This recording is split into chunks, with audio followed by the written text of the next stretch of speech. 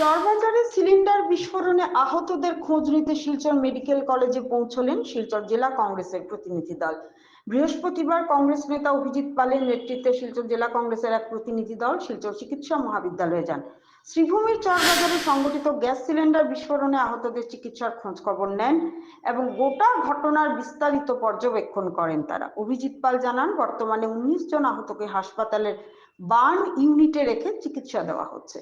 বিস্ফোরণের পর স্থানীয়রা আহতদের তড়িঘড়ি সিভিল হাসপাতালে নিয়ে গেলেও সেখানে প্রয়োজনীয় পরিষেবা না থাকায় দুঃখ প্রকাশ করেন তিনি। অভিজিতের অভিযোগ, মন্ত্রী কৃষ্ণেন্দু পাল শ্রীভূমি সিভিল হাসপাতালের চেয়ারম্যান থাকা সত্ত্বেও হাসপাতালের বেহাল দশা অত্যন্ত দুর্ভাগ্যজনক। সরকার উন্নয়নের বড়াই করলেও শ্রীভূমি জেলায় মেডিকেল কলেজ নির্মাণের আশ্বাস আজও কেবল কাগজে কলমে রয়ে গেছে, অথচ সাধারণ মানুষ ন্যূনতম চিকিৎসার সুবিধাটুকুও পাচ্ছেন না সিভিল হাসপাতালে। শাসক দলের তীব্র সমালোচনা করে আহতদের দ্রুত সুস্থতা কামনা করেছেন কংগ্রেস নেতা অভিজিৎ পাল। করিমগঞ্জের চরবাজার এলাকাতে গ্যাস সিলিন্ডার বাস্ট হয়ে যেভাবে একটা ভয়াবহ দুর্ঘটনার সৃষ্টি হয়েছে, তাতে প্রায় 30-35 জন মানুষ আহত হয়েছেন।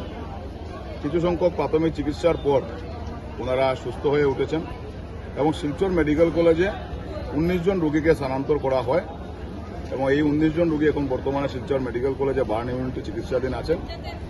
দুঃখের ব্যাপার যে করিমগঞ্জ এটা এত পুরনো শহর, যে শহরের বুকে যে সিভিল হাসপাতাল আছে, কালকে যখন এই দুর্ঘটনার পর অ্যাম্বুলেন্স দিয়ে এবং স্থানীয় যারা জনসাধারণরা আছেন, বিশেষ করে আমাদের বাইরা যারা আছেন, অনুরাগ দত্ত, তো সবাই কালকে যেভাবে ওদেরকে সঙ্গে সঙ্গে তড়িঘড়ি করে সিভিল হসপিটালে নিয়ে গেছেন, কিন্তু সিভিল হসপিটালে যাওয়ার পর আজকে যেটা রোগীদের মুখ থেকে শুনতে পারলাম যে বার্নহল পর্যন্ত সিভিল হসপিটাল ছিল না।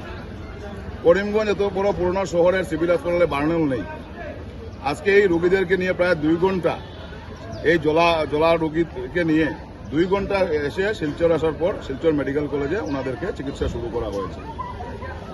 বর্তমান সরকার এবং যিনি মন্ত্রী আছেন কৃষ্ণেন্দু পাল, উনি এই হসপিটালের উনি চেয়ারম্যান থাকার পর ওনারা কোথায় কোথায় যে উন্নয়নের ডাকডুল বাজিয়ে থাকেন, ওনারা করিমগঞ্জ মেডিকেল কলেজ স্থাপনের কথা বলছেন, কিন্তু যে সিভিল হসপিটাল আছে সেই সিভিল হসপিটালে ফার্স্ট এড ট্রিটমেন্টের মতো কোনো ব্যবস্থা নেই।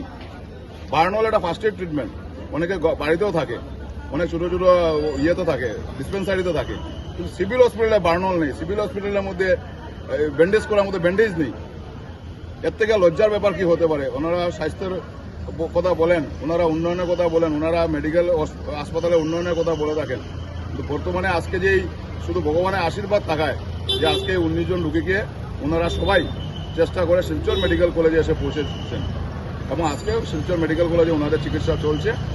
আমরা ইতিমধ্যে গিয়ে প্রত্যেক রোগী এবং রোগীদের পরিবারের সাথে আমরা কথা বলে এসেছি। আমরা মেডিকেল কলেজে ডক্টরদেরকে আমরা অনুরোধ করেছি, ওনারা সুন্দরভাবে চিকিৎসা চালিয়ে গেছেন। তারপর আমরা অনুরোধ করছি যাতে ভালোভাবে ওনাদেরকে চিকিৎসা করা হয়। ভগবানের কাছে আমরা প্রার্থনা করি যেন ওনারা অতি সত্বর সুস্থ হয়ে ঘরে ফিরেন।